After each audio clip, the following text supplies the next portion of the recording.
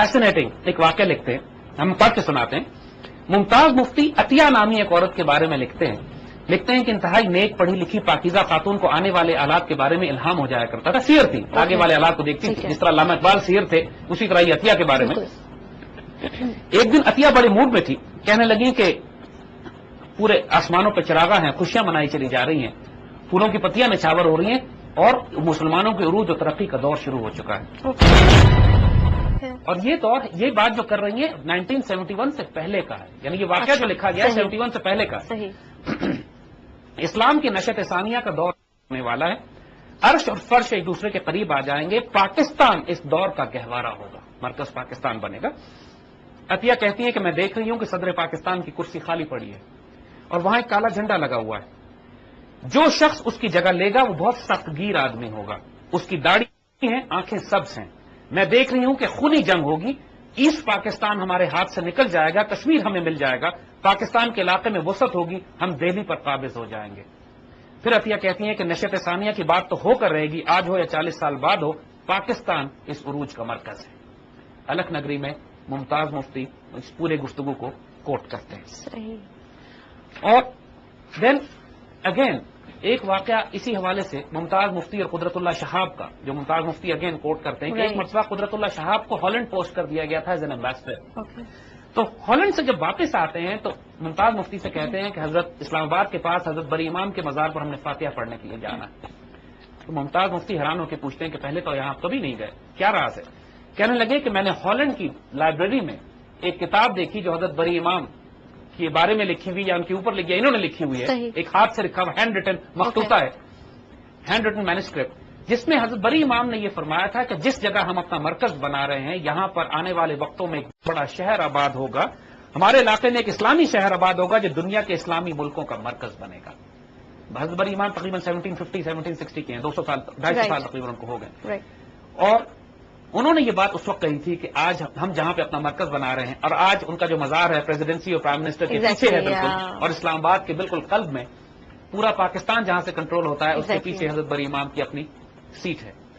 और ये बात कुदरतुल्लाह शहाब ने मुमताज मुफ्ती को बताई और मुमताज मुफ्ती ने अलख नगरी में इसको कोट भी किया।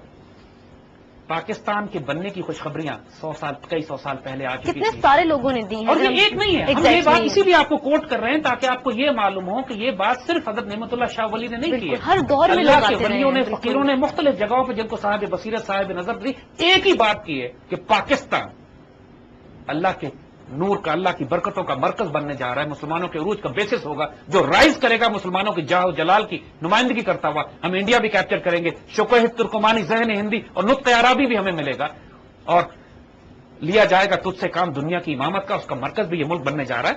हजरत महाजिर मक्की का एक वाकया 1857 का वाकया हमने अपनी सीरीज में पहले भी सुनाया है कि नेमतुल्लाह शाह हजरत महाजिर मक्की के जो खलीफा थे हजरत अब्दुल माबूद, जिनके जो 162 साल की उम्र में जिन्होंने इंतकाल फरमाया था, 1857 की जंग आजादी के मौके पर हजरत महाजिर मक्की, जिन्होंने अंग्रेजों के साथ जंग के दौरान एक इस्लामिक स्टेट कायम भी कर ली थी, लेकिन अंग्रेजों ने फिर उसको कब्जा कर लिया और हजरत महाजिर मक्की को गिरफ्तार जब कर लिया गया तो उस वक्त इनको खुशखबरी दी गई थी कि जो हालात आप देख रहे हैं फिक्र न कीजिए, 90 साल के बाद जो पौधा आपने लगाया है उसमें फल फूल फूटने लगेंगे, फूल इसमें निकलेंगे और 90 साल के बाद आपको अपने इस सारे मिशन की ताबीर नजर आएगी जो अल्लाह ने कबूल कर ली है, but you will see it after 90 years, जो पाकिस्तान 1947 में जो बनता है। और इस बात की गवाही हजरत अब्दुल माबूद साहब ने दी है।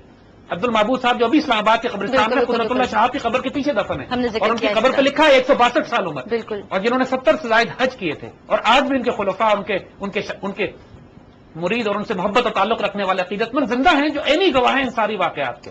और हमारी बातें भी होती हैं, राब्ते भी हैं उनसे, ताल्लुक भी है, लोग अपने वाकयात भी सुनाते हैं जो किताबों में भी नहीं लिखे गए लेकिन लोगों के सीनों में है और लोग हमें उन वाकयात को सुनाते हैं। तो अल्लाह के नेक बंदों ने ये सारी खुशखबरियां और बिशारतें बहुत पहले दी थी। हजरत शाह वलीउल्लाह ने, शाह वलीउल्लाह देहलवी ने अपनी किताब फ्यूजुल हरमैन में दर्ज किया है कि मुसलमान इंडिया को दोबारा फतह कर लेंगे। शाह वलीउल्लाह 1757 की उसी दौर में। फिर एक और बुजुर्ग सैयद ज़ौकी शाह साहब ने अपनी किताब तरबियतुल उशाक में तहरीर किया है कि मुसलमान इंडिया को यकीनन दोबारा फतह कर लेंगे, लेकिन इस फतह से पहले इनको सख्त इम्तिहानात से, आजमाइशों से गुजरना पड़ेगा।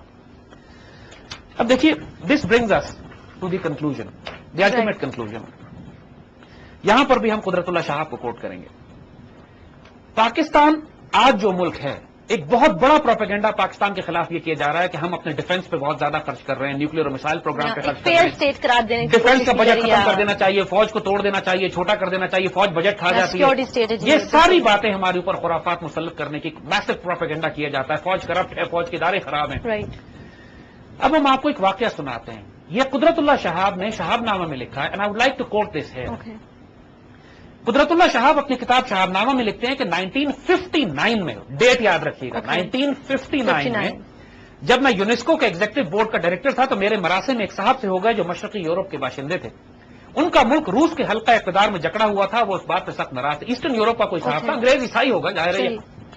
اس نے قدرت اللہ شہاب سے کہا کہ گو کہ روس اور امریکہ ایک دوسرے کے دشمن ہیں، لیکن بعض باتوں میں اپنے مفاد کی خاطر دونوں ایک ہی پالیسیز اختیار کر لیتے ہیں اور ایک دوسرے سے تعلقات بڑھا لیتے ہیں. قدرت اللہ شہاب نے پوچھا مثلاً، انہوں نے کہا مثلاً پاکستان. میری درخواست پر انہوں نے وضاحت کی. قدرت اللہ نے جب ان سے پوچھا تو وضاحت کرتے ہیں، یہ بات ڈھکی چھپی نہیں ہے کہ پاکستان کی مسلح افواج کا شمار دنیا کی اعلیٰ ترین افواج میں ہوتا ہے. یہ حقیقت نہ روس کو پسند ہے نہ امریکہ کو. روس کی نظر افغانستان کے علاوہ بحیر عرب کی جانب بھی ہے. یاد رکھیے 1959 کی بات ہو رہی ہے. 79 میں سوویت انویژن ہوتی ہے اور وہ بالکل افغانستان سے وارم واٹرز کی طرف جا رہے ہیں. 20 سال پہلے یہ باتیں سب کو پتا تھی کہ پورا گیم پلان کیا بلٹ ہو رہا ہے.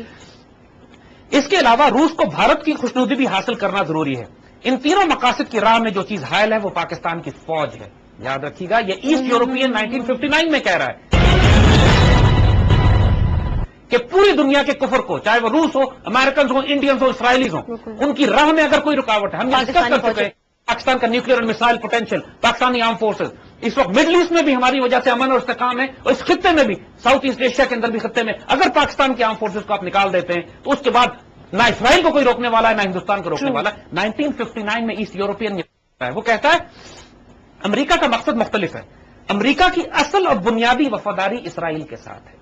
یہ بھی سب جانتے ہیں کہ اگر کسی وقت اسلامی سطح پر جہاد کا فتویٰ جاری ہو گیا تو پاکستان ہی وہ واحد ملک ہے جو جہاں کی مسلح افواج اور نہتی آبادی مزید کسی حکم کا انتظار کیے بغیر جہاد سے سرشار ہو کر اسرائیل کے خلاف اٹھ کھڑی ہوگی. یاد رکھیے یہ بات ایسٹ یورپین کہہ رہا ہے 1959 میں قدرت اللہ شہاب کو.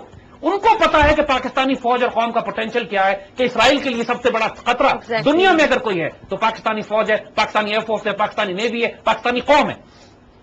عالم اسلام نے اپنی تمام تر فساد اور ریشہ دوانیوں کے باوجود امریکہ یہ خطرہ مول نہیں لینا چاہتا کہ کوئی مسلمان ملک پاکستان جیسا باقی بچ جائے.